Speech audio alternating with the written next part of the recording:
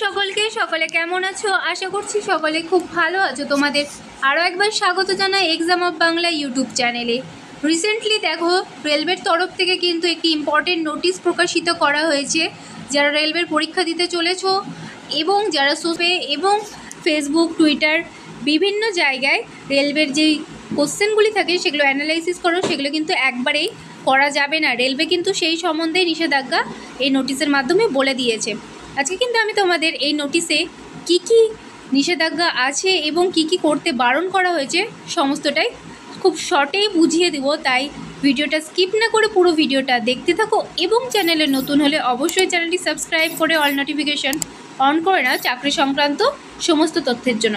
তোমরা দেখতেই পাচ্ছ আমরা কিন্তু সরাসরি সেই নোটিশের মধ্যে রয়েছি, যেটি কিন্তু government of India, ministry of railway recruitment বোর্ডের তরফ থেকে বের করা হয়েছে। অর্থাৎ এখানে দেখো, একটি দুটি তিনটি পয়েন্টে কিন্তু তোমাদের একটি ইম্পর্টেন্ট নোটিশ প্রকাশিত হয়েছে। যেইখানে কিন্তু প্রথম পয়েন্টে তোমাদের বলা হচ্ছে, the railway recruitment boards has time and again brought to the notice of candidates and others stakeholder that anyone found to be disclosing, publishing, reporting, transmitting, storing, facilitating, and part theory of by any means, i.e.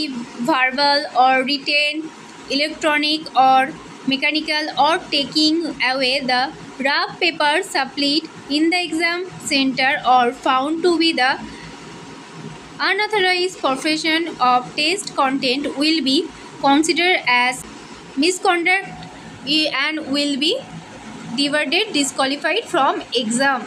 অর্থাৎ এখানে কিন্তু তোমাদের বলা হচ্ছে, recruitment board বারবার প্রার্থীদের এবং অন্যান্য স্টেক হোল্ডারদের নোটিশ এনেছে যে কেউ অপ্রকাশে পুনরুৎপাদন, প্রেরণ, সংরক্ষণ বা পরীক্ষার বিষয়বস্তু সঞ্চালন এবং সঞ্চয় করার সুবিধার্থে যে কোনো তথ্যের যে কোনো আকারে, সম্পূর্ণরূপে বা এর কিছু অংশ বা যে কোনো উপায়ে, যেমন মৌখিক হতে পারে, লিখিত, ইলেকট্রনিক বা যান্ত্রিক, বা সরবরাহ করা মোটামুটি কাগজপত্র কেড়ে নেওয়া পরীক্ষার কেন্দ্রে বা পরীক্ষার বিষয়বস্তু অনুমোদিত দখলে পাওয়া গেলে তা গুরুতর অসদাচরণ হিসেবে বিবেচিত হবে এবং পরীক্ষা থেকে কিন্তু তাদের বহিষ্কার বা অযোগ্য ঘোষণা করা হবে। অর্থাৎ তোমরা যদি এরকম কোনো ব্যবহার মৌখিক রূপে বা লিখিত বা ইলেকট্রনিক বা যান্ত্রিক যে কোনো মাধ্যমে করে থাকো, তাহলে কিন্তু তোমাদের আর রেলওয়ে রিক্রুটমেন্ট বোর্ডের তরফ থেকে যেই পরীক্ষাগুলি হয় সেখানে বসতে দেওয়া হবে না। এরপর দেখো, সেকেন্ড পয়েন্টে কিন্তু আরও ভালো করে বলে দিয়েছে, it has come to the notice of the RRBs that some person are engaged in the aforesaid activities through social media, YouTube, Twitter, Facebook, etc. অর্থাৎ এটা RRBর নজরে এসেছে যে কিছু কিছু ব্যক্তি সোশ্যাল মিডিয়া, যেমন ইউটিউব, টুইটার, ফেসবুক ইত্যাদির মাধ্যমে উপরোক্ত কার্যকলাপের সঙ্গে নিযুক্ত রয়েছে। পয়েন্টে তোমাদের জন্য বলেই দিয়েছে, dispensary and legal action would be taken against such candidates or person involved as per rules, as such matters would be report to police necessary। অর্থাৎ নিয়ম অনুযায়ী এই ধরনের প্রার্থী বা ব্যক্তিদের যারা জড়িত তাদের বিরুদ্ধে কিন্তু শাস্তিমূলক এবং আইনগত ব্যবস্থা নেওয়া হবে এবং প্রয়োজনীয় কিন্তু পুলিশকেও রিপোর্ট করা হতে পারে।